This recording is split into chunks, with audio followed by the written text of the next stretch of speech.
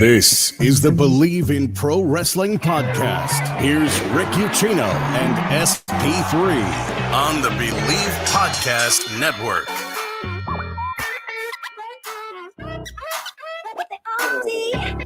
And a good Sunday morning to you. Yeah, we couldn't wait. We couldn't sit on our hands. We couldn't not talk about this for 4 days. Our typical live show, Tuesday, 2:15. We ain't waiting until then. Could not, won't not, will not. We're here now, right now, ready to go. Talk about the world that we live in now. A world where Vince McMahon, for the first time in my lifetime, Sid's lifetime, many of our lifetimes, is no longer in control of WWE, and that means WWE creative as well. Welcome to uncharted territory, folks. We also now live in a world where Claudio Castagnoli has won his first world championship. We now live in a world where Tully Blanchard's been bought out of his own company, and it looks like Max Dupree is about to be kicked out of his own. Maybe, possibly, sort of. Again, uncharted territory. Sid, I did not get a chance, before we dive into all the Vince McMahon stuff, because there are many angles to take there, right? I did not get a chance to watch Death Before Dishonor last night. I saw some of the results. I saw some mixed reactions about one Claudio Castagnoli, but the main event last night seemed to be worth the price of admission. Match of the year. Not much else I can say outside of it was one of the greatest tag team matches I've ever seen in my life. And I said the same thing about their first match, and this match may have just topped it. It was one of the best shows of the year. I would say between that and Forbidden Door is my show of the year so far. I know for you WWE-ites, hard weekend for y'all, but I know for WWE-ites, WrestleMania Night 1 was great, but yeah, Forbidden Door and ROH Death Before Dishonor were better. Hey, they got SummerSlam this weekend, baby. They got a chance that they could possibly top all of that. We appreciate everybody who's joining us so far. Hypnosis Bro, good morning to you guys as well. I know it's kind of early, but Sid is going to be breaking down the entire Ring of Honor show last night on his channel at 11:05 as soon as we wrap up here. So when you're done with us, make sure to hop over to the True Heel Heat YouTube channel and chat with Sid about everything that went down with Ring of Honor last night. I can't wait to get caught up on the show. Long story short, I just can't charge my credit card right now. So I couldn't actually buy Death of Dishonor last night, or excuse me, Before Dishonor last night. So I'm looking forward to checking that out because I do want to watch Claudio and Gresham. I was really looking forward to that. I could have sent you a fight TV code, and by fight TV code I mean fight TV code. I get you. Here's the other thing, SP3. Yesterday I went to my buddy's daughter's birthday party, which was at like a trampoline park. You know what a trampoline park is, right? So I'm chasing around two toddlers at this trampoline park and jumping everywhere. It was 2 hours. I was wiped, bro. Like, I was sweating from my everything yesterday. I was out by 7 o'clock. Like, I was just done. I was out. So I got some much needed sleep, which gives me the energy to be here this morning on Bleav in Pro Wrestling. Before we get into everything, got to thank our partners over at BetOnline, the continued #1 source for all of your betting needs and sports information. Get the latest odds, news, developments, including Major League Baseball, fighting news, next season's NFL futures. Thank God training camp is opening up this week. BetOnline has opened up the team wins, odds, divisions, futures, and, of course, the Super Bowl. Head on over to the website or use your mobile device. You're on it anyway. Sign up today. Receive your 50% welcome bonus on your first deposit. Just use our promo code BLEAV to get that bonus and get into the action. That is BLEAV. BetOnline, where the game starts. And SP3, we will start with a sentence I never thought I would utter. Vince McMahon has retired from WWE. That includes his role as head of creative. This bears repeating. Vince McMahon has retired from WWE, including his role as head of creative. And this is something that I'm still trying to wrap my mind around what this means.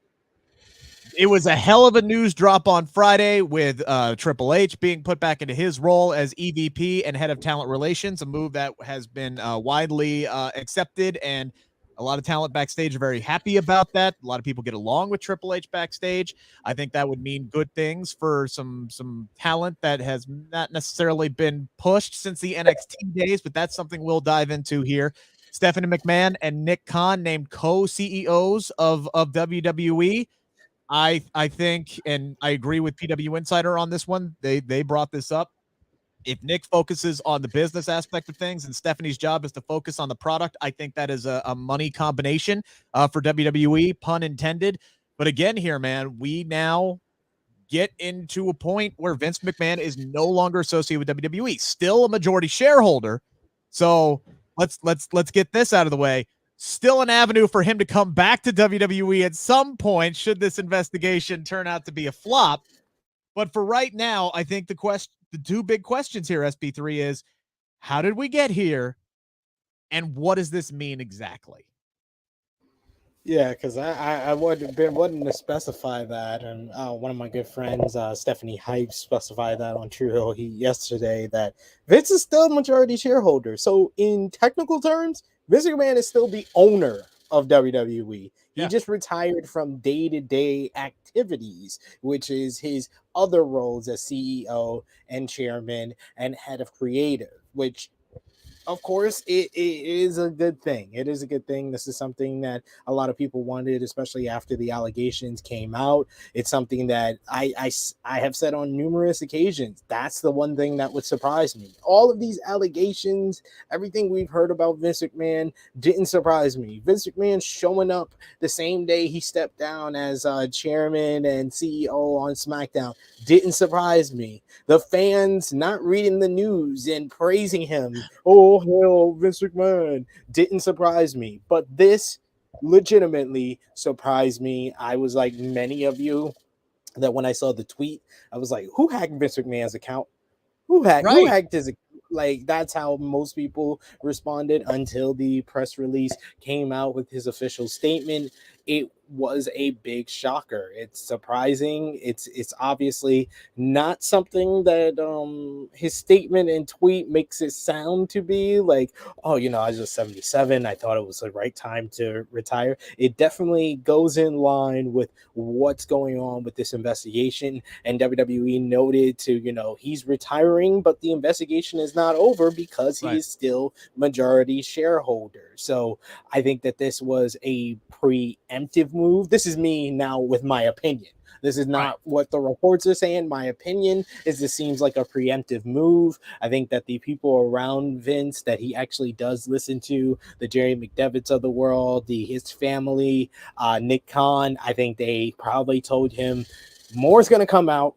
We've already heard a lot that is damning evidence and damning information that doesn't look good upon you or the company if you're still involved. And I think that's what made him come to this decision and under his own regard say that he is retiring.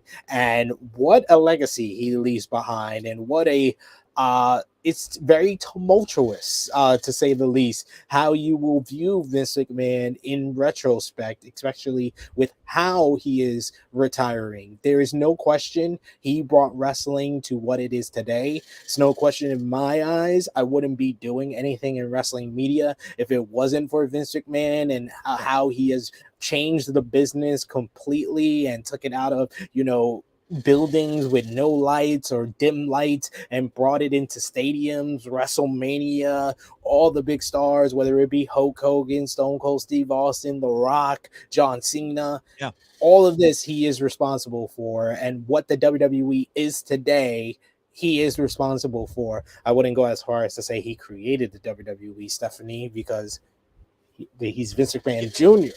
There was a senior. That was the one part that people got mad at me. All right, like people got mad at me for correcting Stephanie on that. Like, oh, you're correcting Stephanie, don't you? I was like, I know, I'm just speaking facts. Like, I know the history.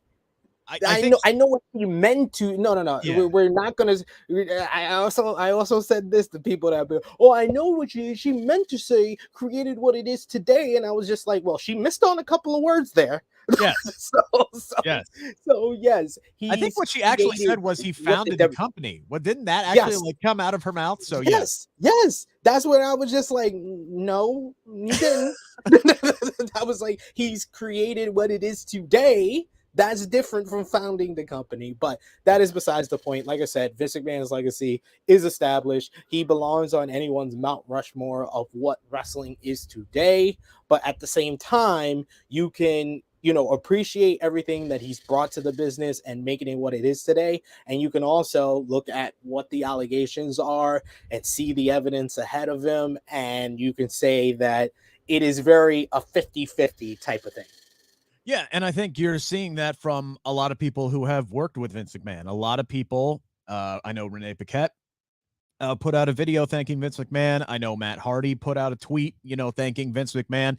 And then people immediately jumped down on Matt Hardy saying, how can you condone this, that, and the other thing? What about this? And he's like, look, if what is alleged is actually happening, I will condemn it, right? Like, but Matt Hardy wouldn't be where he is right now if it was not for Vince McMahon. His words, not mine.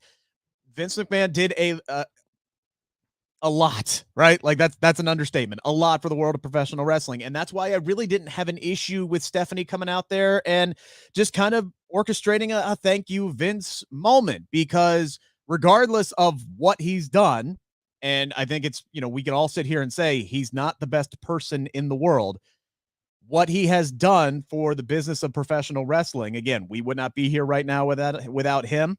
You got people like The Rock and John Cena and Dave Bautista, who are some of the biggest movie stars on the planet. They wouldn't be in the positions that they are in right now if it wasn't for Vince McMahon and WWE.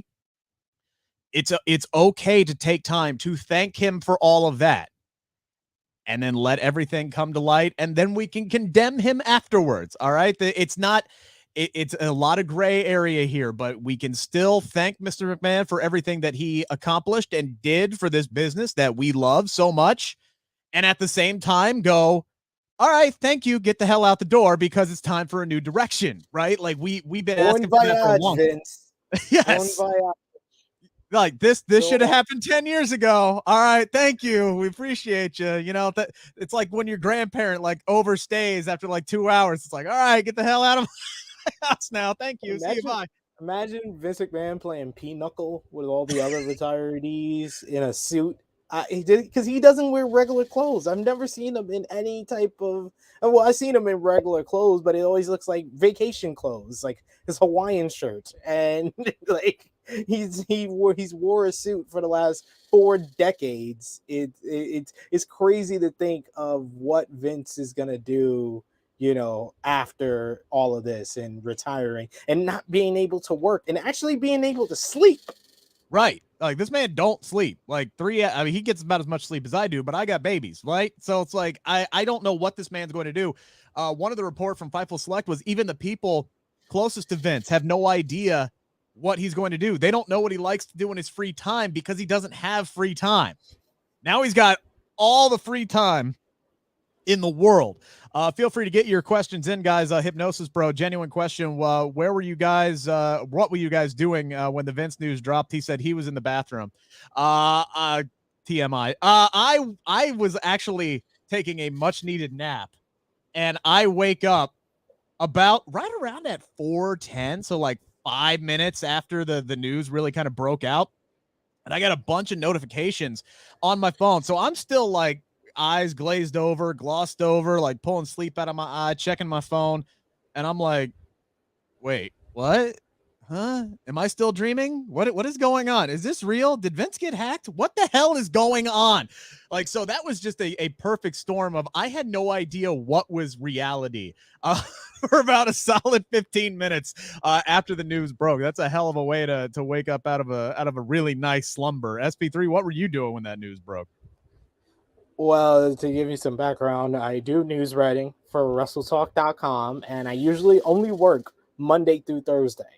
And then I was asked maybe a month ago if I can do extra days. I was like, yeah, I'll do a couple of Fridays in this month. And this particular Friday, I was working. So to say that I have never been a part of a news writing day unlike that ever in my lifetime, where we have to write news about something that people thought was impossible.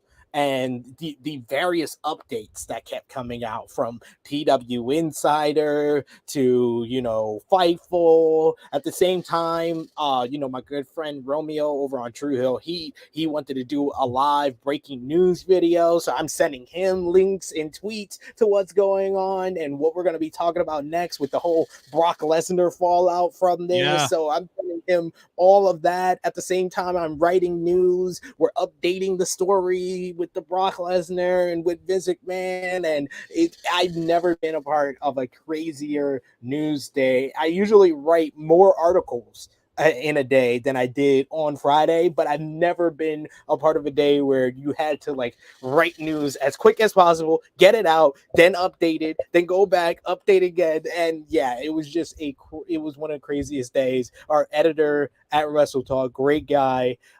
He's really the person that kind of just tells us, oh, you need to do this, you need to do that. He doesn't really give a lot of praise. Even he had to be like, guys, great job today. he was like, I do it rarely because what I do it counts for something. And I was like, I genuinely appreciated him saying that because it did count for something. So I feel you. Never been a part of a crazier news day than that. Ruth just wants to say hello and hi and good morning, and we appreciate you, Ruth, for joining us here. Guys, make sure to hammer that thumbs up button. If you're new to the channel, make sure to hammer the subscribe button. Really does kind of help us out. And once we get out the air here today, check out a little bit of us, what else we have to offer. I got interviews up there right now. Some of the best ones I personally think I've ever done with Lacey Evans and Renee Paquette and Ember Moon, well, now known as Athena. And I got another one dropping this week with Happy Corbin. So make sure to stick with us. We really do appreciate it. Hypnosis Bro with another approaching 400 subscribers. Yes, we're getting there, inching closer every day. Hypnosis Bro saying, who should take over creative? I honestly don't know. That's an interesting question. And I think I hear a lot of people throw out the same names that we've heard before, right? The Paul Heymans, or maybe they'll contact Eric Bischoff or this, that, and the other thing. I can't SP3. I'm almost in the opinion of why don't we give somebody else a shot? Right? It's like college football head coaches. Why is it constantly the same 30 people who are rotated between these jobs over and over and over again? It's like bouncing from one place to another. I'd like to see somebody new get a crack at that. Somebody fresh, somebody with some new ideas that can kind of take things into the next generation and the next few years ahead. I mean, Tony Khan's been the best booker in pro wrestling for the last 3 years, basically. And he has only been doing it for about 3 years. So, I mean, if you get somebody into the right position, I know there's a lot of creative minds backstage that could hop into this. It's very easy to say, oh, Triple H should hop in this for sure. Right? That's what everybody's been wanting. They've been wanting Triple H to take over for years. Well, now he's EVP and back in talent relations again. Those two jobs typically don't coincide with one another. So, I mean, that's the question, right? What happens next? Right now, it's Bruce Pritchard. He's taken over. What do you think that means from a creative standpoint, at least in the immediate future? In the immediate future, Bruce Pritchard being in charge of creative means nothing's changing. He is the biggest yes man in Vince McMahon lore. So yeah, he's just a puppet. Vince is still helping him with the transition. So I don't think much will change. There might be some minor changes due to how Bruce sees things in comparison to Vince when Vince is officially not around in the creative role, but I don't think much is going to change. And I totally 100% agree with you. The answer is not Triple H, honestly, because people, although Triple H, NXT was his brainchild, he wasn't the lead writer. I don't understand why people keep getting this confused. He wasn't actually the lead writer. The lead writer was Ryan Ward. Ryan Ward deserves some calls, some shouts, because that was one of the greatest periods in NXT history. And then Ryan Ward came to SmackDown in 2016 when that was the best time in SmackDown recent history outside of the Tribal Chief run. Like, that was when top to bottom SmackDown had multiple things going on when Ryan Ward was in charge. Why doesn't Ryan Ward get more shouts than Paul Heyman? Then you said Eric Bischoff. Eric Bischoff hasn't had a good idea since 1996. Like, I'm just saying what I've been seeing on Twitter, right? No. I know. I'm not criticizing you. I'm saying, why is he getting more mention than Ryan Ward? Like, people need to understand Brian Gewirtz was one of the best writers that WWE ever had, and had unique ideas and helped to rock with his promos and storylines. Ed Koskey had the bonkers attitude era of 2000, which in my opinion is the greatest year in WWE history, with his storylines and writing, but it was still simple and straightforward that you can understand and you watch from week to week as things progress. These are the people that you wouldn't mention, that are not main names, that have been a part of some of the best eras of WWE. We need someone new at this point. That's why the superstars are excited, because there's going to be some new energy. So I 100% agree with Rick on this, and I don't say that a lot here, so we appreciate it when I say it, like my editor at WrestleTalk says. But we need some new people, not Heyman, not Triple H, not Eric Bischoff, not Stephanie, not Bruce Pritchard, not Kevin Dunn. We need someone new. I would like, even Ryan Ward, because he has such a short run from 2016 to 2017. He deserves a new shot. Jeremy Borash has done creative for Impact Wrestling, and he does great with production. He deserves a shot. We need someone new in this role.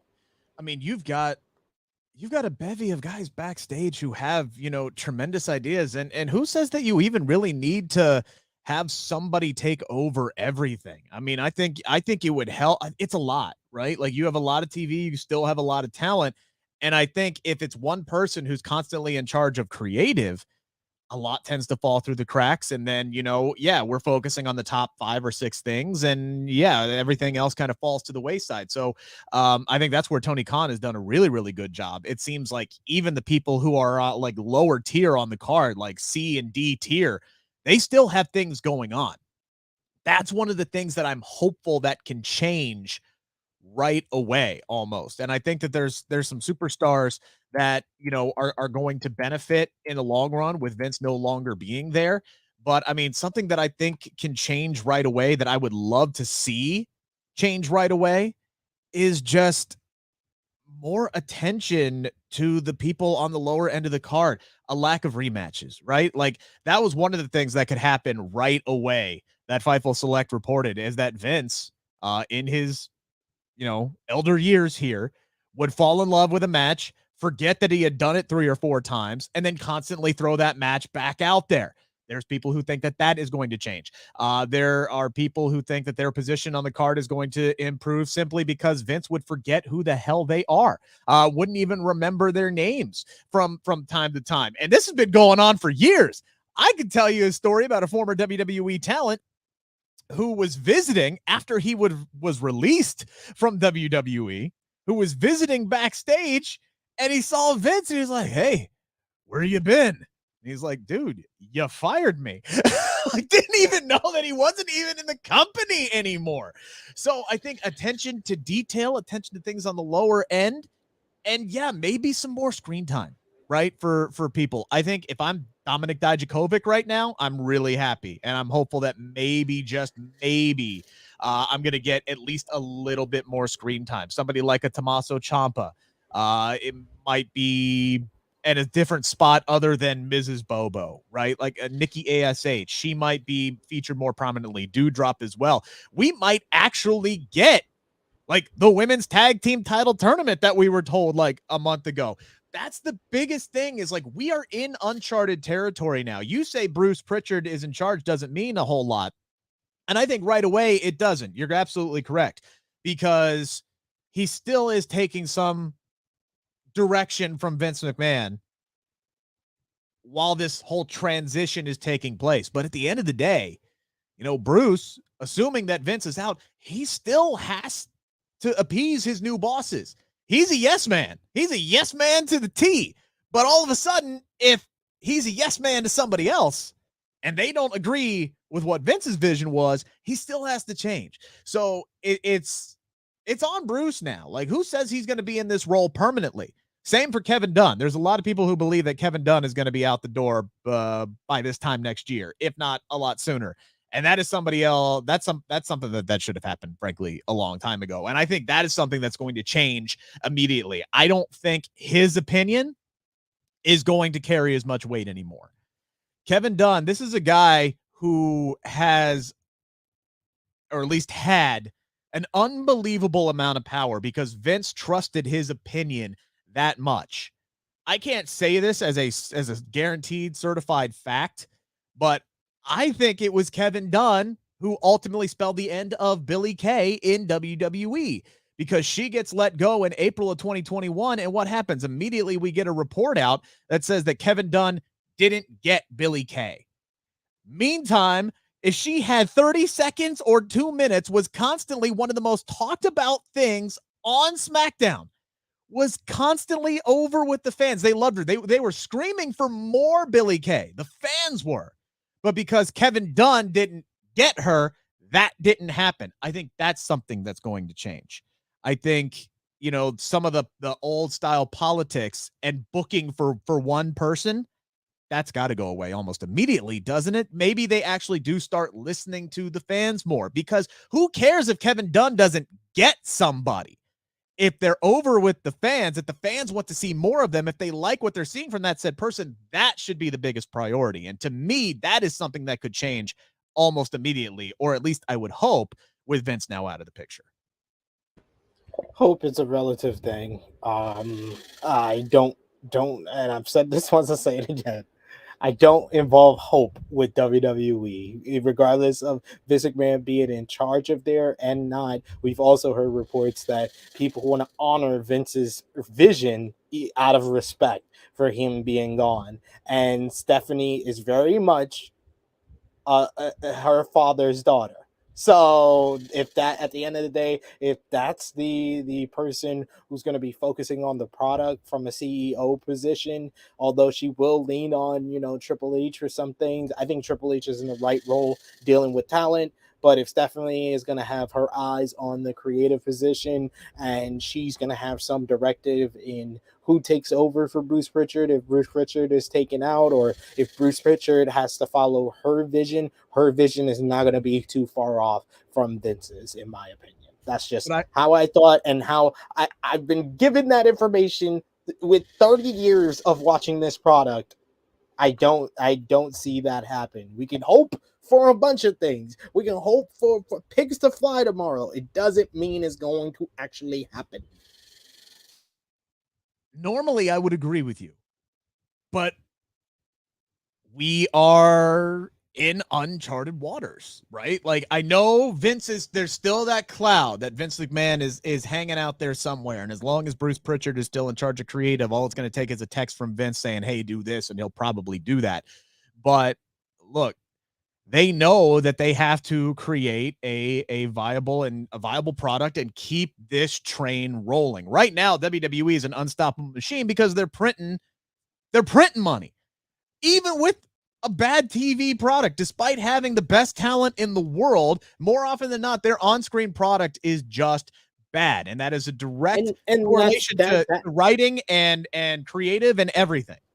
And that plays into what I'm saying. How do y'all have hope that we're going to see a change as far as the product and creative when it does not matter to what they are here for? They are not here to please the fans. They are here for the bottom line, and they have a bulk majority of their fans that, regardless of what they put out on screen, will continue to support the WWE. So they don't have the necessity to change the creative process or to change stuff like that we are hoping for. So I just put, like I said, even though he's retired, I'm going to continue to put my Vince hat on, and I'm just going to look at it like, what? You're not giving us a reason to change the creative.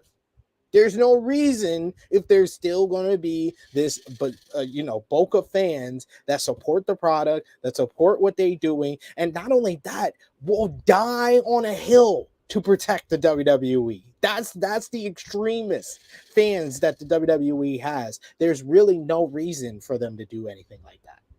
I hear what you're saying, but there is still a part of me that believes if you look at Stephanie and Triple H and their vision for everything, yes, there's part of them that would want to honor what Vince has done, but I also don't necessarily believe that they follow in Vince's mindset where they have their blinders on to everything around them and are just moving forward with what one person wants to do.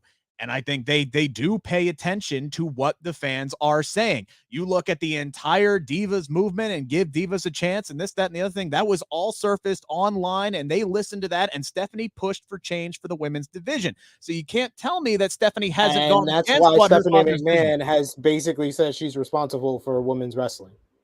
That's why I made that look when you was like, oh, it's they don't have their blinders on. They have it open to everything. But then, yeah, they did that. And they basically put the illusion out that Stephanie McMahon saved women's wrestling.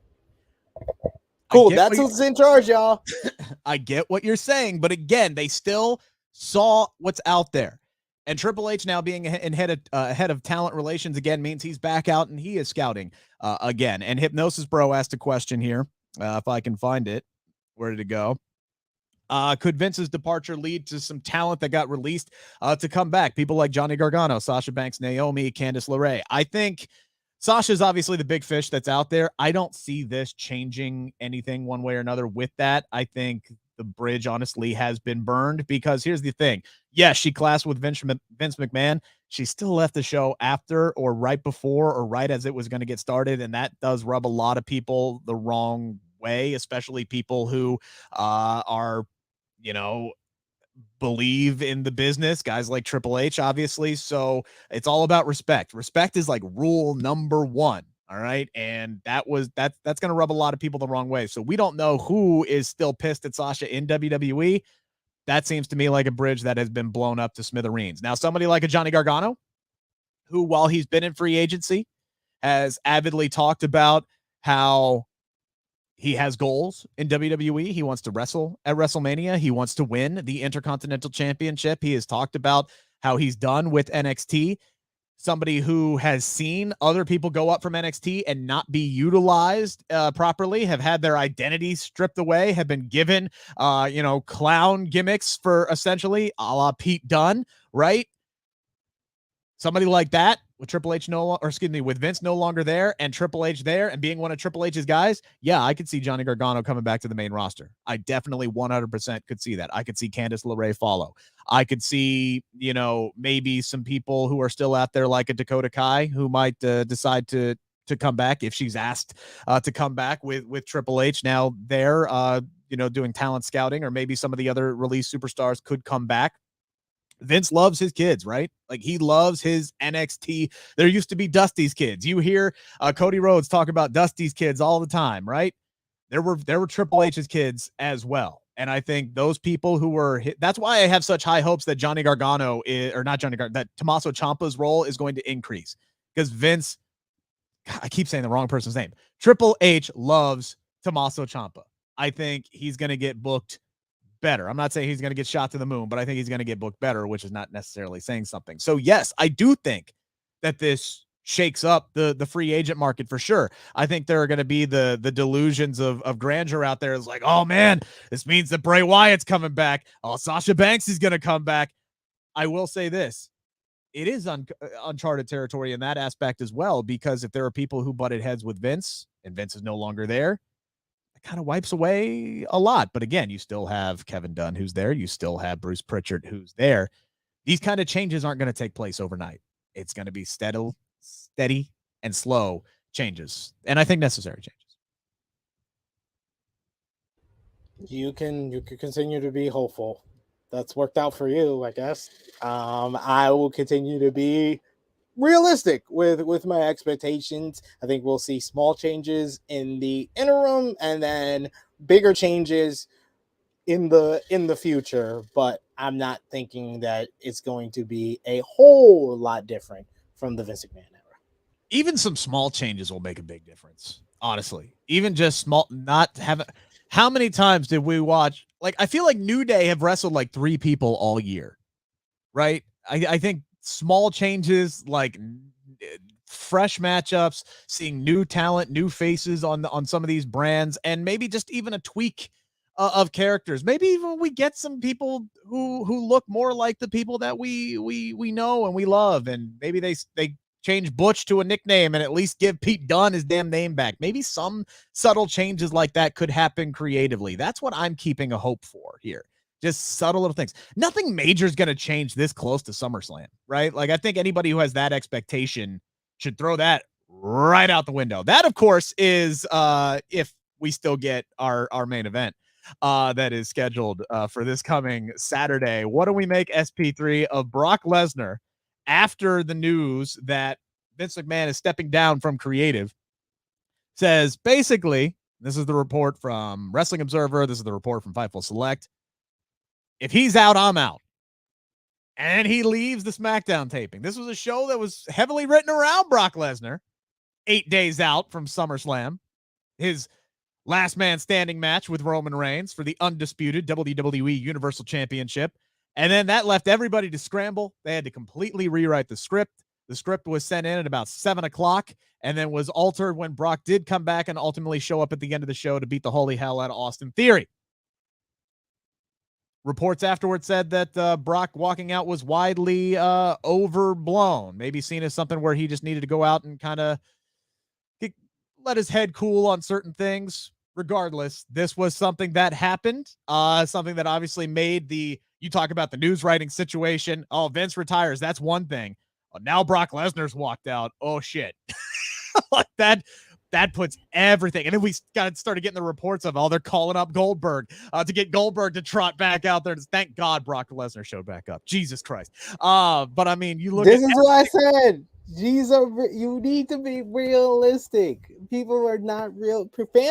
Fans in general, I think that y'all are not realistic. I mean, I'm about to cut a "You People" promo. Like, not realistic. Riddle, Seth Rollins. Yeah, that's what y'all want. You are not thinking about what WWE wants. What WWE wants is someone like a Brock Lesnar or a Goldberg to be that replacement. They want the Undertaker to come back in those spots. What do I think about the whole Brock Lesnar walkout and return situation? He got paid a healthy bag. That's what I'm convinced. He got paid a bag. He walked out in solidarity to Vince McMahon, being a Vince McMahon guy. He returned to get that bag, and he got it. Smart move.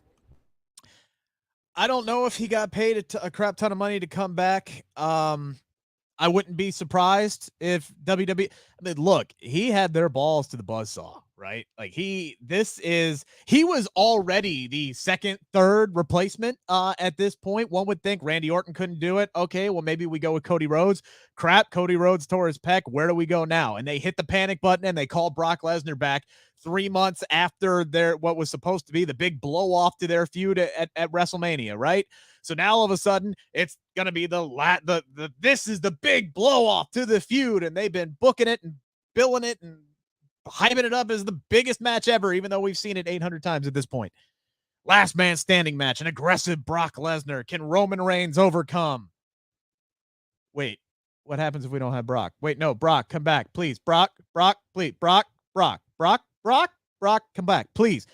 He has all the leverage, and who knows if he shows up in Nashville on Saturday, to be completely honest with you. Now, I will say, in a situation like that, when you are as close to somebody as Brock was with Vince McMahon, yeah, that's going to put your head in a weird situation.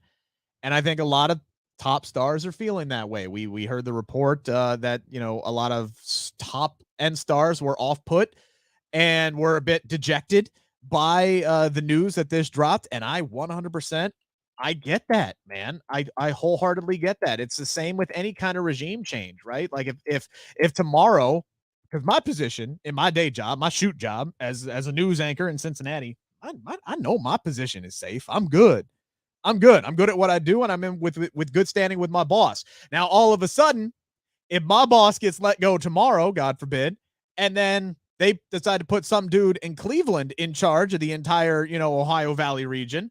Well, all of a sudden, I don't feel so good about my position within the company because I'm just in a world of uncertainty. And I've used that word several times. So when you get top stars who are comfortable with their positions, and we don't know who those top stars are, but we could probably guess, right?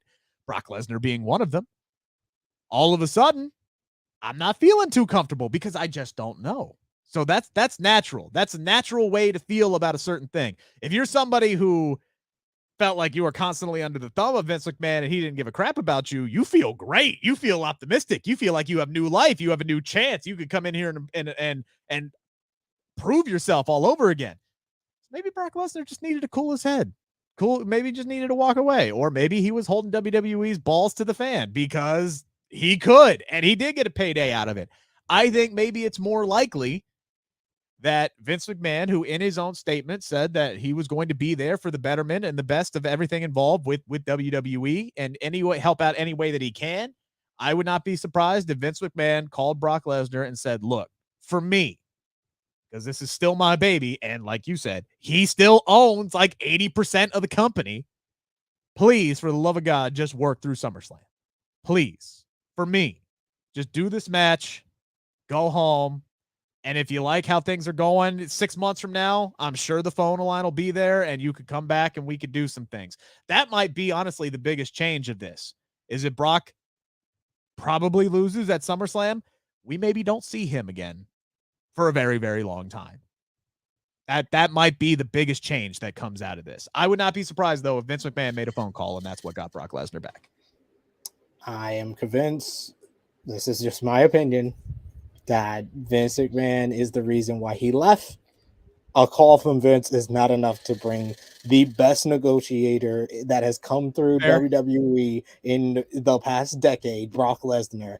I don't think just Vince calling him is going to bring him back. I think Vince calling him and then him saying, hey, I know we agreed upon this number. How about we go to this number? And then, I'll work the next day. I'll go to this show. I'll be on next week's SmackDown. I'll be at SmackDown. I'll be at SummerSlam because of the position that he had WWE in. I don't see how Brock Lesnar, this great negotiator, wouldn't do that. Yeah. I mean, you're not wrong. Again, he had all the leverage. All the leverage. Let's see if he actually, shows up in Nashville and does the job and does this match. I think this definitely solidifies that Roman Reigns is going to win. But, I think we all knew Roman Reigns was going to win anyway and ultimately challenge Drew McIntyre at SummerSlam. Is there anybody, SP3, I know you were not optimistic about any major changes or anything like that, superstars getting, is there anybody who you think does stand to benefit from Vince McMahon's departure?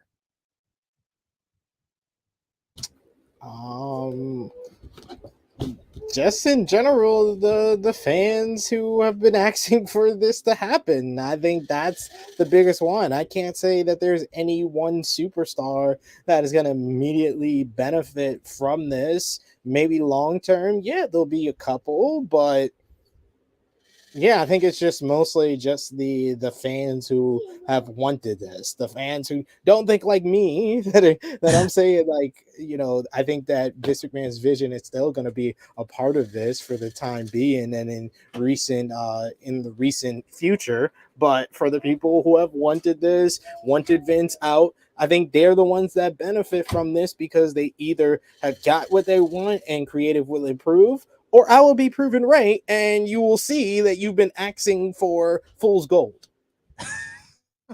One guy, I asked that question for one particular reason, because there is one man who may have second life on SmackDown, because one of the things that I thought was very, very interesting about what happened this past Friday was the segment with Maximum Male Models, in which case that Max Dupree, the founder, the CEO of Maximum Male Models, was nowhere to be found.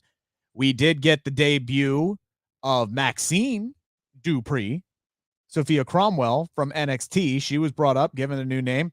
thought she nailed the promo. She's obviously got the look down.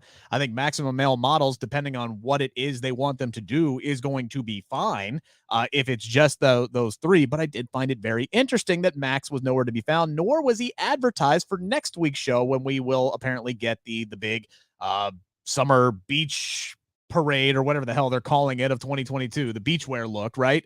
So that's going to happen next week on the Go Home show to SummerSlam. Okay, cool. I did find it very interesting that Max wasn't there. And then I wake up Saturday morning to reports from PW Torch that he's out. He is out. Max Dupree is out of Maximum Male Models because he, quote unquote, rubbed some people the wrong way. Well, that gave me even more questions because I'm like, okay, are we talking about Max Dupree and the way that he was presented on screen was rubbing fans the wrong way? Or are we talking about Sean Ricker, like the person, the man, Eli Drake, LA Knight, whatever you want to call him? Are we talking about him rubbing people the wrong way? That gave me even more questions. And then Fightful Select was able to come out and kind of clarify a little bit that he was bumping some heads with some writers and ruffling some feathers over some scripts, and Vince McMahon being very, very hands-on with how he wanted to present Max Dupree, the character, his delivery, everything. Like this was like Vince's baby. Maximum Male Models being Vince's baby, right? Now all of a sudden, with him out, Vince out, I mean, Fightful Select reporting this may benefit the man formerly known as LA Knight directly, and he might get a second chance because there are still supporters of his backstage.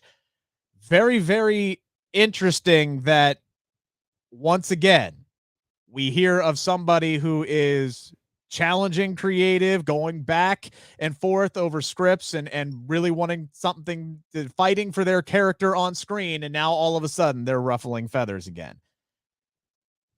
That is something that I hope changes, that it is more of a collaborative effort. That one I don't have a whole lot of hope with, but I mean, maybe we just get LA Knight back. Can I at least just ask for that?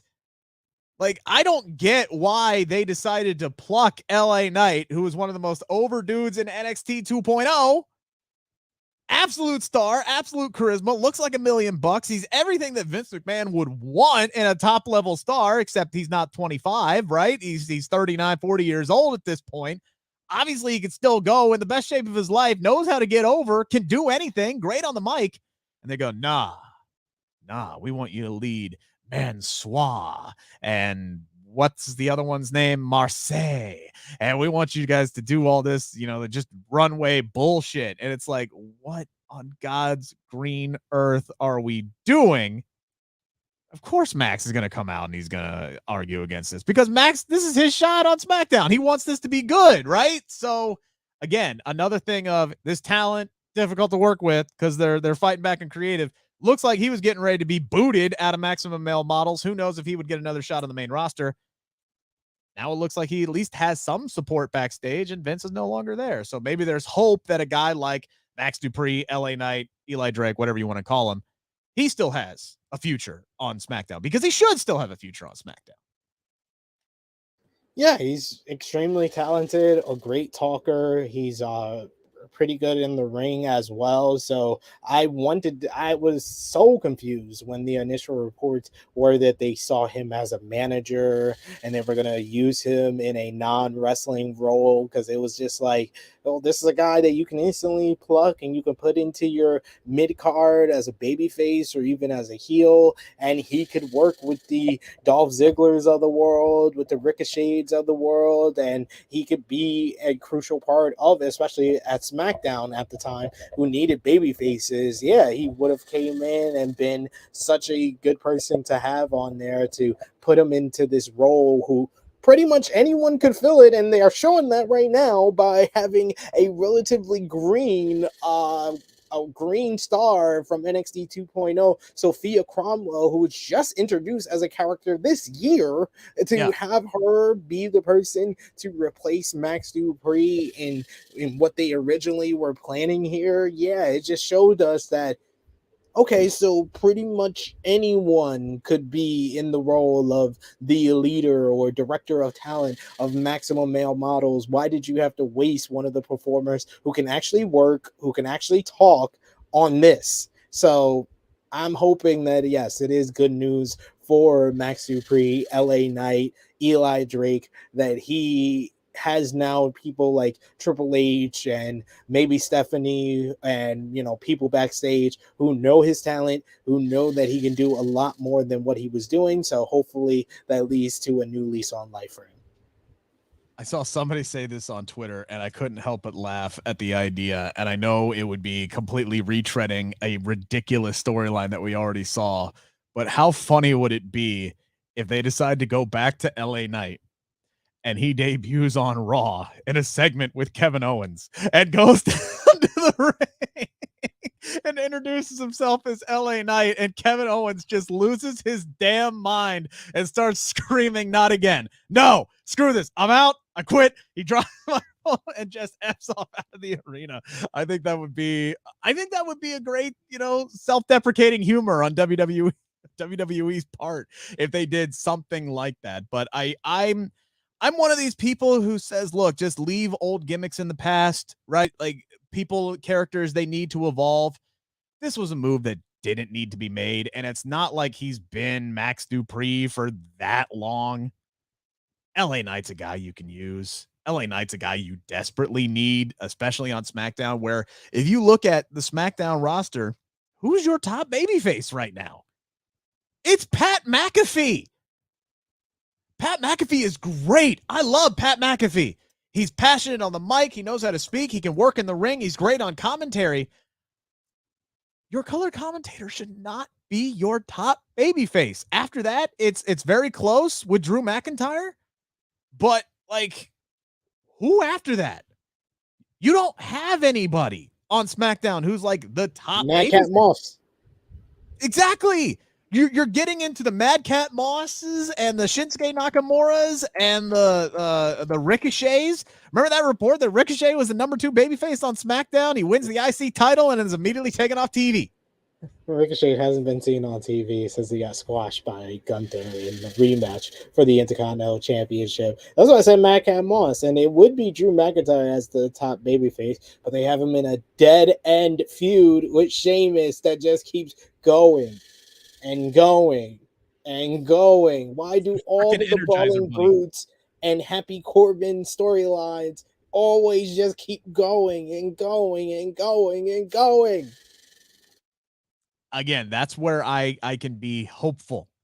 That's where I can be hopeful, because you hear things like Vince falling in love with matchups and then forgetting that he has done them so much, which explains why we get rematch after rematch after rematch after rematch after rematch after rematch. I would hope somebody who's a little bit more cognitive upstairs at this point would not give us as many rematches. Again, subtle changes. I think that's what we're going to see moving forward here is subtlety. Subtle changes that hopefully make a big difference and improve the product. And then, hopefully down the line, we get some bigger changes. But I don't think anybody can expect anything major, especially now, what is Sunday? 6 days away from the second biggest show of the year. You're not looking forward to the Shillelagh match? You're not looking forward to the big old Shillelagh? I'm sorry. Like, I'm one of these dudes. I could watch McIntyre and Sheamus beat the piss out of each other every week. I really could. I enjoy watching those two work with one another. I'd love to see them in a match, not a good old-fashioned.